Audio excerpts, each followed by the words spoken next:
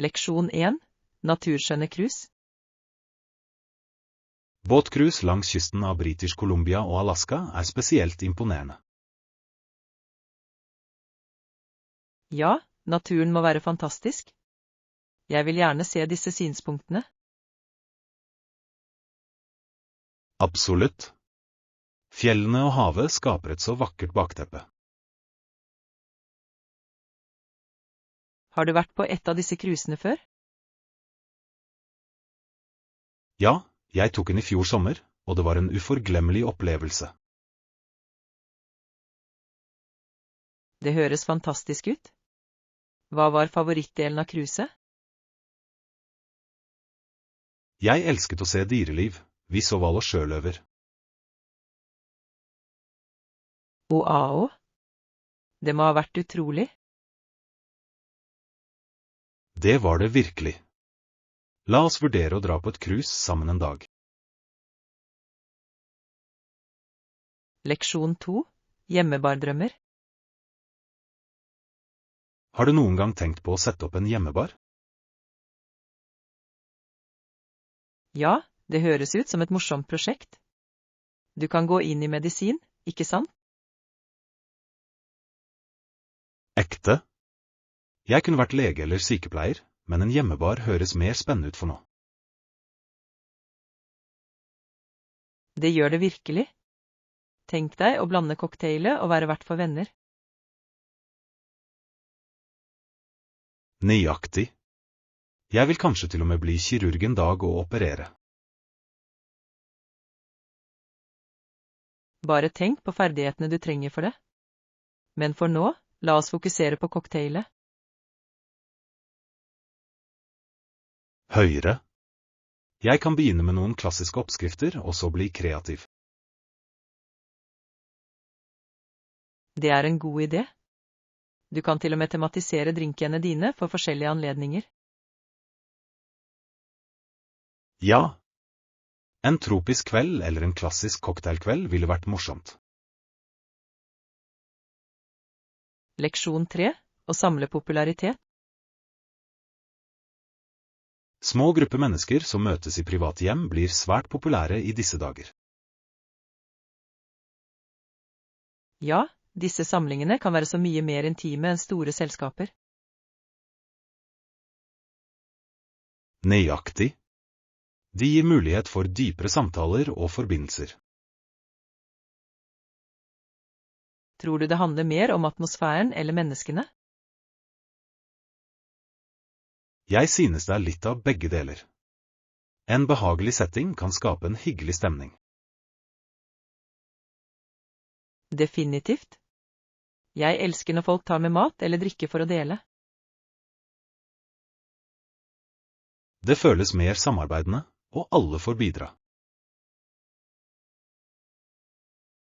Har det vært vertskap for noen slike sammenkomster nylig? Det gjorde jeg. Det var en spillekveld, og alle storkoste seg. Leksjon 4. Fargerik servering. Ja, de hadde fargerike keramiske tallerkener og funky glass til middagen. Det høres gøy ut. Riktig servise kan virkelig lyse opp et måltid. Absolutt. Det setter stemningen og får maten til å se enda mer tiltalende ut. Har du en favoritt-type servise? Jeg elsker livlige farger, de legger karakter til matopplevelsen. Samme her. Jeg synes også det er fint å mikse og matche stiler. Ja. Det gir et unikt preg til hver samling. Har du noen gang tenkt på å arrangere en temamiddag basert på servicet ditt? Det er en god idé. Det kan være en morsom måte å vise dem frem. Leksjon 5. Fordele med å forberede måltider. Å ha måltidsforberedelse sikrer at du har næringsrike måltider klare for uken. Ja, Det hjelper virkelig å opprettholde en sunn livsstil. Apropos matlaging, har du prøvd noen nye oppskrifter i det siste? Jeg har. Jeg lagde en quinoa-salat med stekte grønnsaker, og det var deilig. Det høres sunt og mettende ut. Jeg elsker stekte grønnsaker. De gir så god smak. Hva med deg? Noen nye oppskrifter? Jeg prøvde å lage en wok med tofu og mange fargerike grønnsaker. Det høres fantastisk ut. Wok er så raskt og allsidig. Ja. Jeg elsker hvordan du kan bruke det du har for hånden. Leksjon 6. Skoledansminner.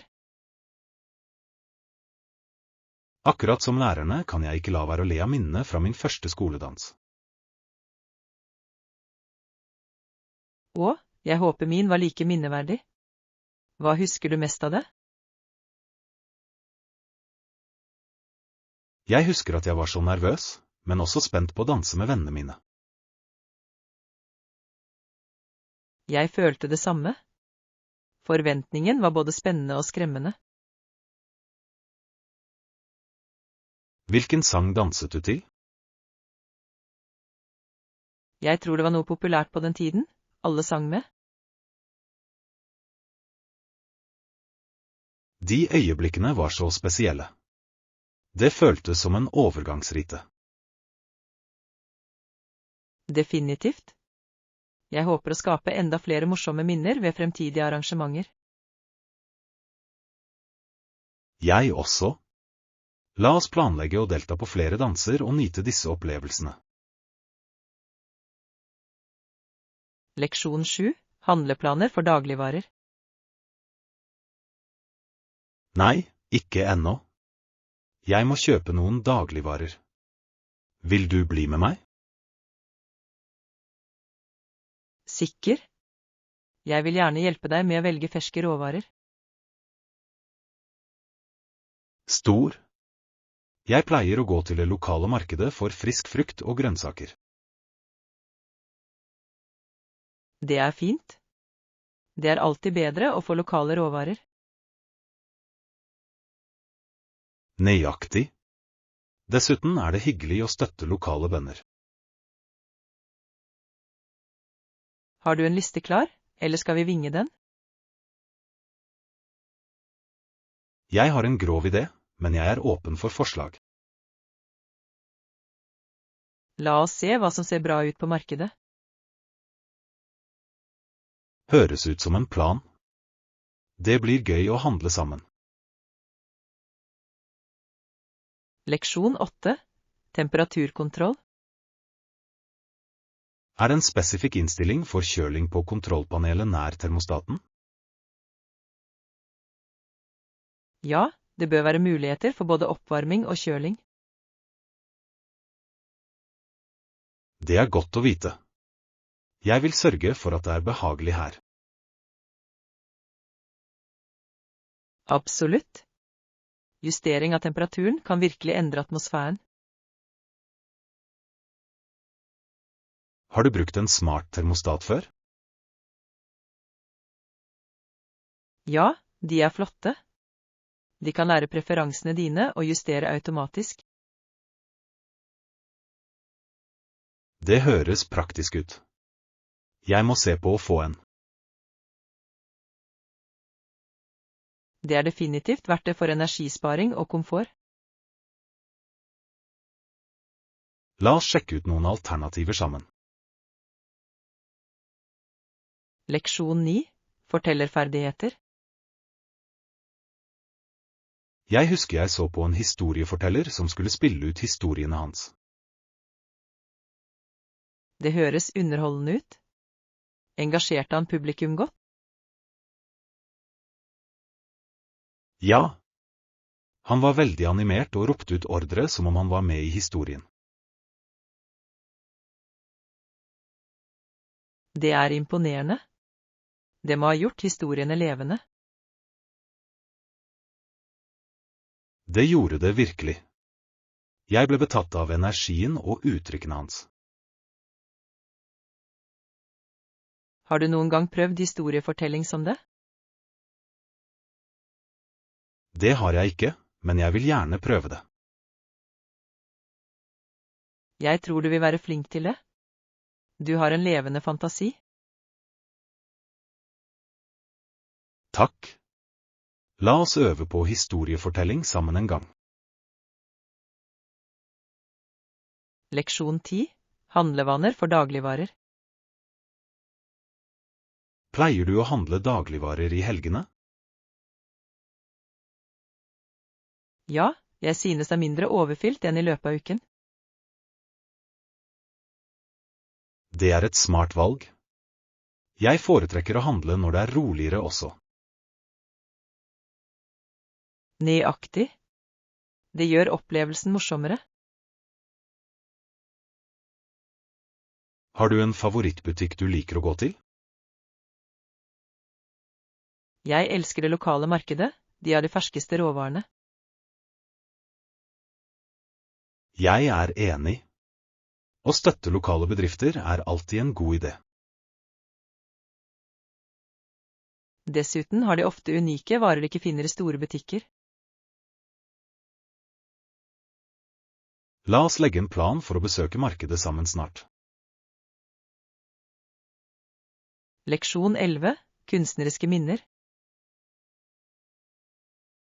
Jeg husker på skolen at jeg til og med tegnet et bilde av læreren min.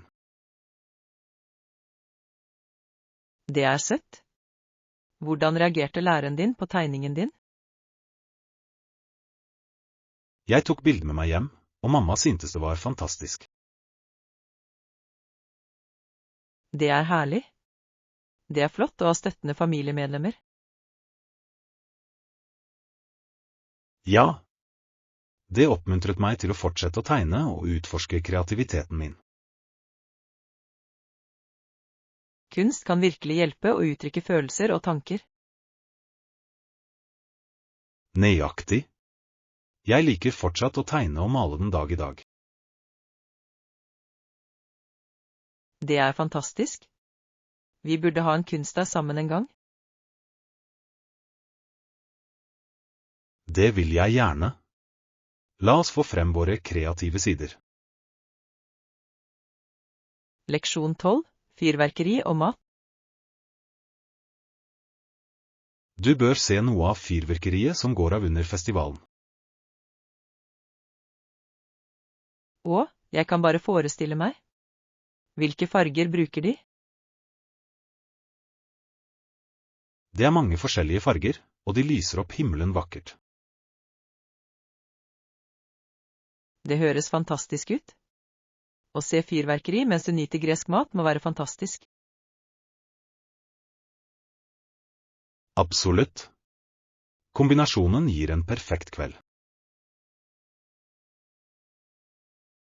Har du vært på festivalen før? Ja, og det er alltid en minneverdig opplevelse. Atmosfæren er så livlig. Jeg vil gjerne være med neste gang. Det høres ut som en fantastisk måte å feire på. La oss planlegge for det. Vi kan nyte maten og fyrverkeriet sammen. Leksjon 13. Kaffebestilling. God morgen. Kan jeg få en latte, takk? Sikker? Hvilken størrelse vil du ha? Jeg går for et medium, det burde være helt riktig. Flott valg. Foretrekker du den med noen smakstilsetning? Jeg liker det vanligvis vanlig, men noen ganger tilsetter jeg vanilje. Det høres deilig ut. Jeg elsker et hint av vanilje i kaffen min også. Det forsterker virkelig smaken, ikke sant? Definitivt. Kaffe er en flott måte å starte dagen på. Ja. La oss nyte latene våre og følge med på planene våre. Leksjon 14, sushi-favoritter. Det høres ut som en drøm. Hadde du en favoritt-sushirulle? Ja, jeg elsket absolutt den krydrede tunfiskrullen. Det var så smakfullt. Det er et godt valg. Jeg nyter regnbuerullen med alle de forskjellige fiskene. Og jeg elsker den også. Variasjonen gjør det så spennende. Har du noen gang prøvd å lage sushi hjemme? Ikke ennå, men jeg vil gjerne lære. Det virker som en morsom aktivitet.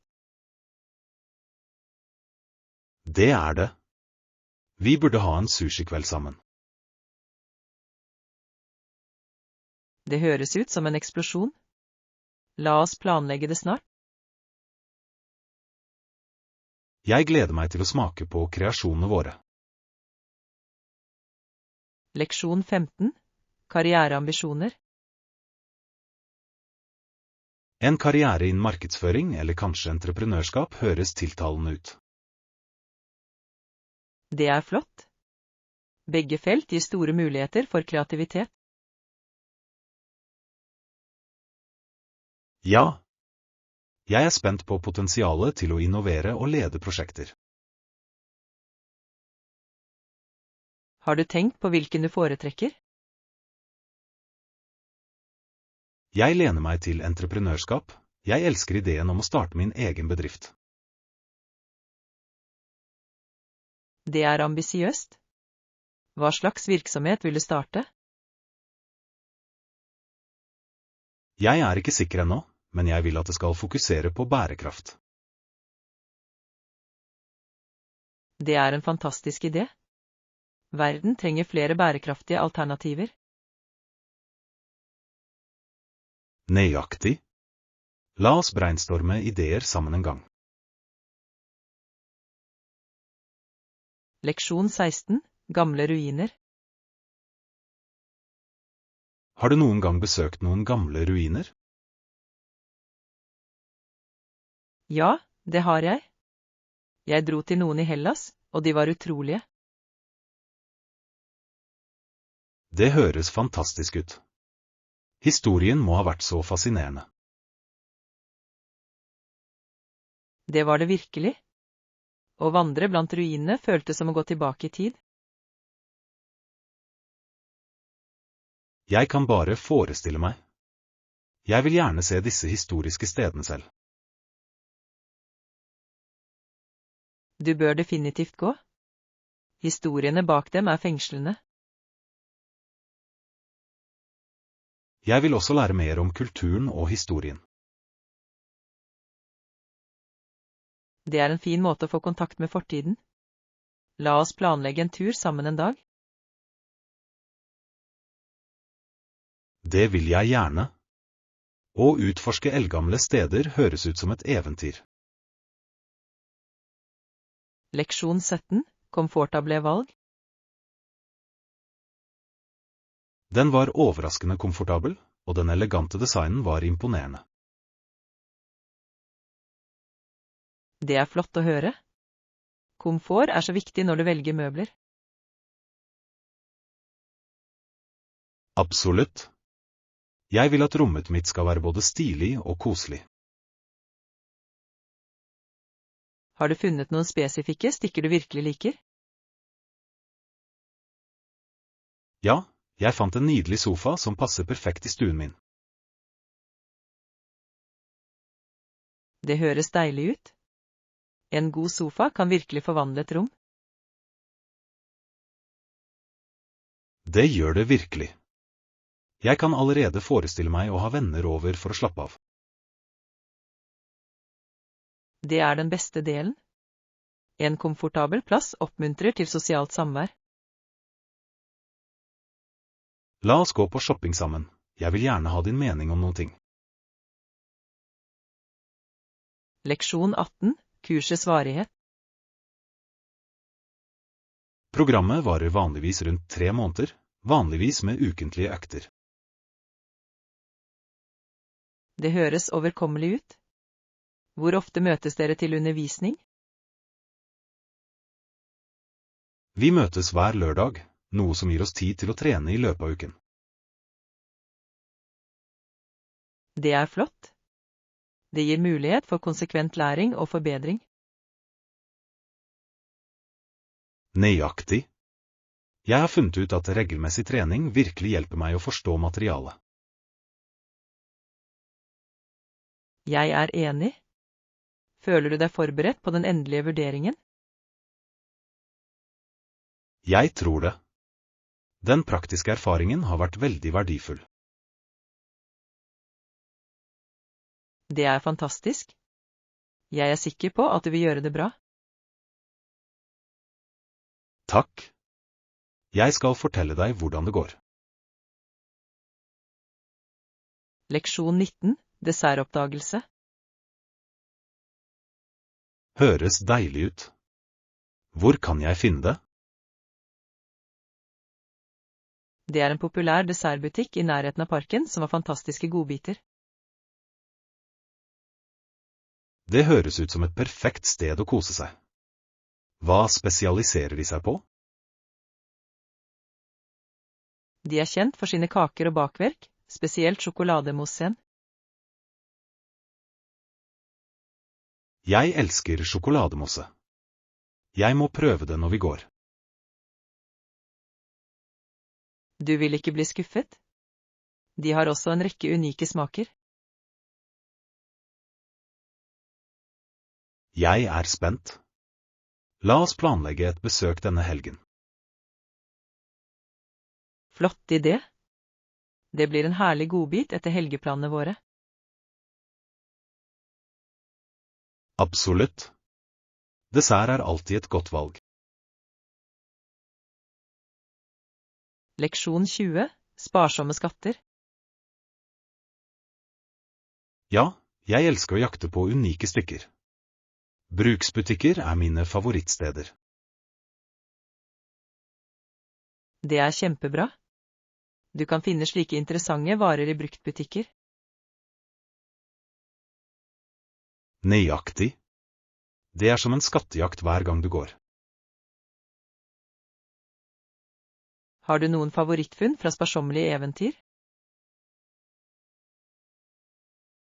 Jeg fant en gang en vintagjakke som jeg fortsatt bruker hele tiden. Det er fantastisk. Vintageklær har en slik karakter. Ja. Jeg elsker hvordan den forteller sin egen historie. Vi burde gå på sparsommelighet sammen en gang. Det vil jeg gjerne. La oss planlegge en dag for det snart. Leksjon 21, øke engasjementet. De fikk høyere likes og delinger på sitt siste innlegg. Det er godt å høre.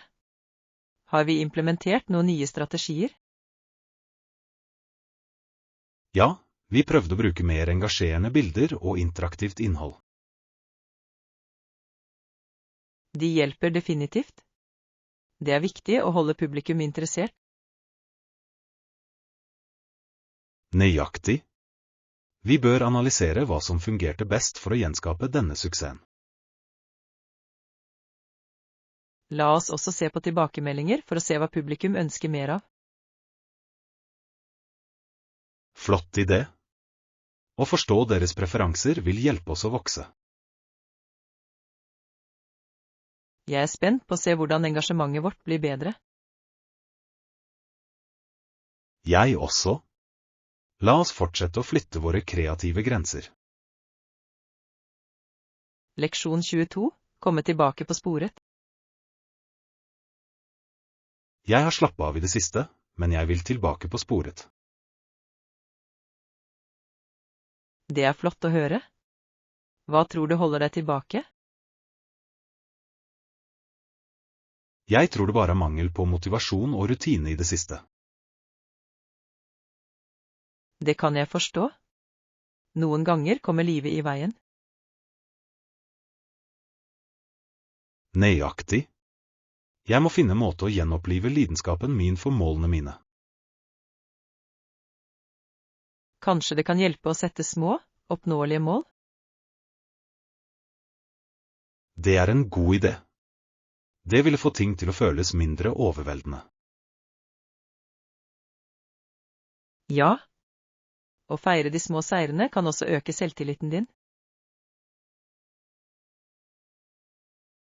Absolutt. Jeg starter med å lage en liste over ting jeg vil fokusere på. Leksjon 23. Planlegging av korttur. Ikke ennå. Jeg tenker på en kort tur. Noen forslag? Det høres spennende ut. Hvor vurderer du å gå? Jeg tenker på en helgetur til fjells. Det ville vært forfriskende. Naturen kan være så forringende. Nøyaktig. Jeg kunne bruke litt tid borte fra byen. Har du planlagt noen spesifikke aktiviteter? Jeg vil gjerne gå en tur og kanskje ha en piknik ved en innsjø. Det høres perfekt ut.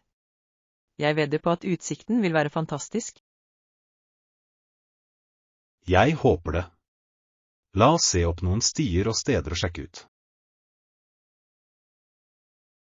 Leksjon 24. Deilige alternativer. Definitivt.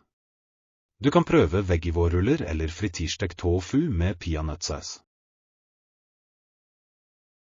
Det høres deilig ut. Jeg elsker å prøve nye vegetariske alternativer. De er så smakfulle og perfekte fordeling. Ja. Jeg liker retter som har litt crunch og mye smak. Har du noen gang laget vårruller hjemme? Det har jeg ikke, men jeg vil gjerne prøve. Det virker som et morsomt matlagingsprosjekt. Det er det. I tillegg kan du tilpasse fyllet etter eget ønske. Det er en god idé. La oss planlegge matlagingsdag for å lage dem sammen. Det vil jeg gjerne. Vi kan eksperimentere med forskjellige ingredienser. Leksjon 25. Økonomiske diskusjoner. Kontroversen rundt spillene har pågått, og hevder at IOC ikke er en politisk organisasjon. Ja, det er en betydelig debatt i idrettsmiljøet. Det er interessant å se hvordan sport og politikk ofte krysser hverandre. Absolutt. Beslutningene som tas av organisasjoner kan ha vidtrekkende effekter. Har du fulgt noen nylige nyheter om dette emnet? Ja, jeg har lest flere artikler som diskuterer implikasjonene av deres politikk. Det er viktig at vi forstår disse problemene, spesielt som fans. Jeg er enig. Å engasjere seg i disse diskusjonene hjelper oss å bli mer informert. La oss fortsette å dele artikler og innsikt med hverandre. Leksjon 26. Smakfulle valg. Selvfølgelig. Det er viktig å sikre at begge parter er fornøyd med måltidsplanen. Absolutt. Kommunikasjon er nøkkelen i ethvert forhold. Ja, og det er viktig å diskutere kostholdspreferanser også. Har dere noen spesifikke retter i tankene som dere begge liker? Jeg tror en blanding av alternativer ville vært flott, kanskje litt pasta og grønnsaker. Det høres bra ut. Variasjon kan holde ting interessant. Sikkert. Jeg synes også vi bør inkludere en dessert for å blidgjøre avtalen. Ja. En liten godbit får alltid et måltid til å føle spesielt. La oss ferdigstille menyen og sørge for at den passer alles smak. Leksjon 27. Kunstneriske uttrykk. Filmfotografering gir bildene et snev av ufullkommenhet og karakter. Jeg er helt enig. Det er noe nostalgisk med filmbilder. Ja. De har ofte en varme som digitale bilder kan mangle. I tillegg kan uforutsigbarheten til film føre til unike resultater. Nøyaktig. Jeg elsker overraskelsen ved å vente med å fremkalle bildene. Har du fotografert mye selv? Jeg har prøvd, og jeg liker det. Det er en annen opplevelse sammenlignet med digital. Jeg vil gjerne prøve det.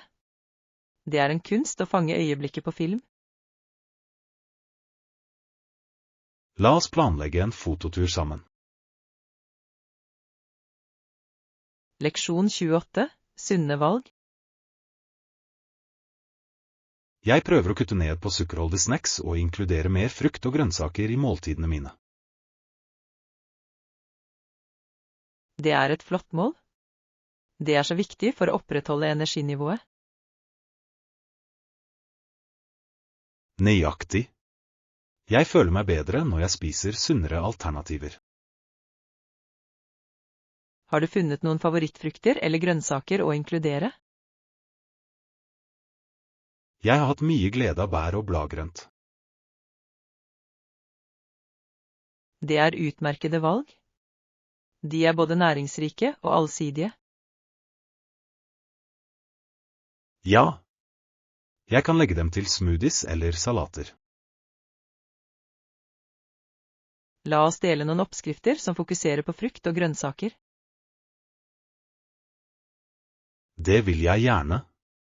Sammen kan vi gjøre sunt kosthold morsomt. Leksjon 29. Bestilling av flyreiser. Hei! Har du noen gang bestilt en flyreise online før? Ja, det har jeg. Det er praktisk og tilbyr vanligvis mange alternativer. Jeg er enig. Jeg elsker å kunne sammenligne priser enkelt. Har du bestilt din neste flyreise ennå? Ikke ennå, men jeg planlegger en tur snart. Det er spennende. Har du en destinasjon i tankene? Jeg tenker på å besøke en by jeg alltid har ønsket å utforske. Det høres fantastisk ut. Gi meg beskjed hvis du trenger tips for bestilling. Jeg vil. Jeg setter pris på alle råd du har. Leksjon 30. Råd tripplans. Det er omtrent en 3 timers kjøretur.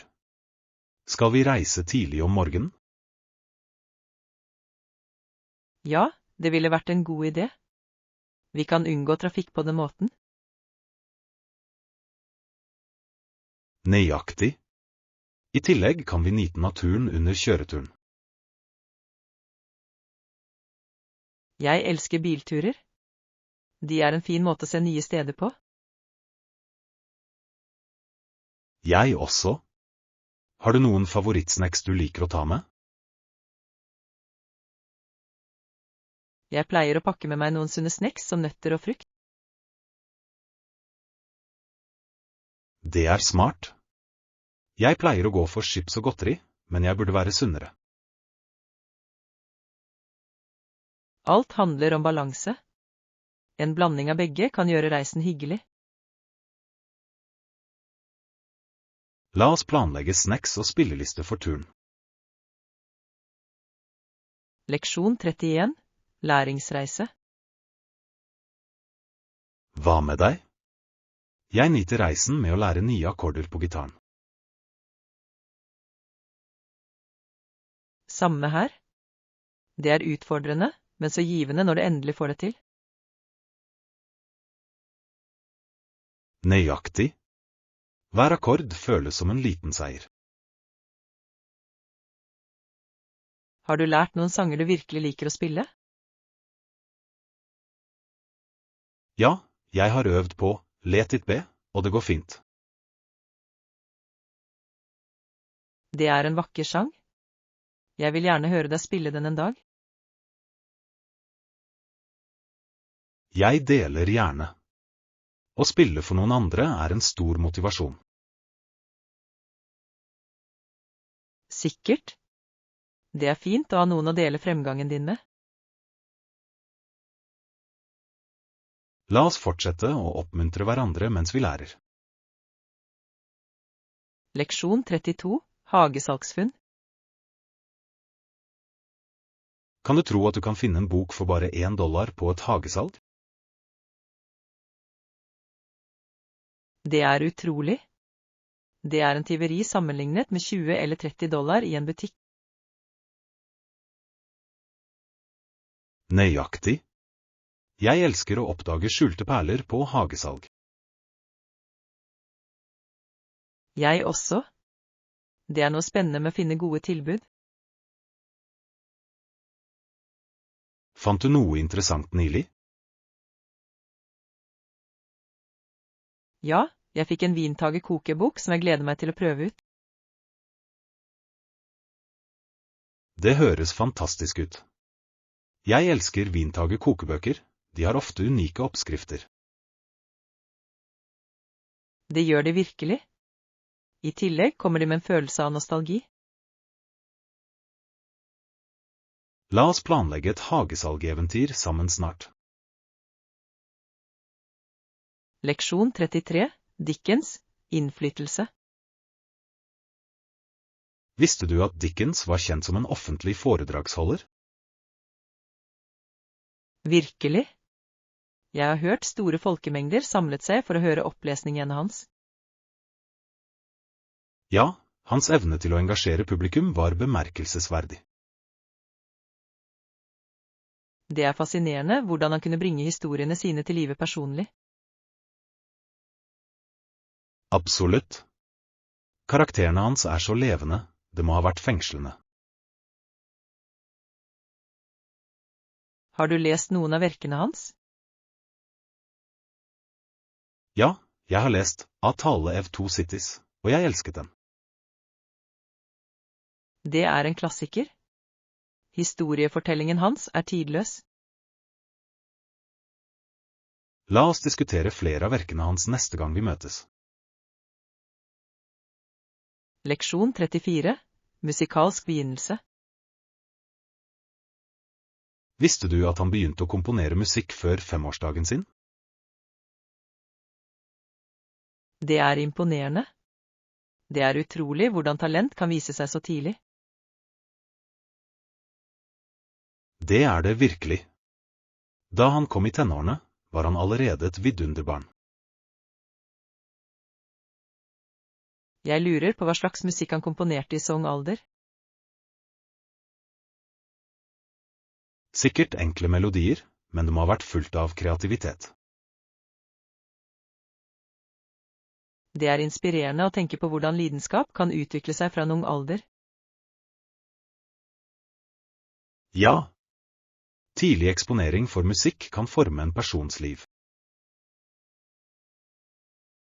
La oss se nærmere på flere artister som startet ungt. Det er fascinerende.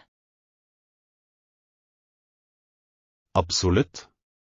Reisene deres kan motivere oss til å forfølge våre lidenskaper. Leksjon 35. Planer for middagsselskap. Hei, har du hørt om middagsselskapet i kveld? Ja, jeg gleder meg. Hva skal vi ha på oss for det? Jeg tror noe smart casual ville være perfekt for anledningen.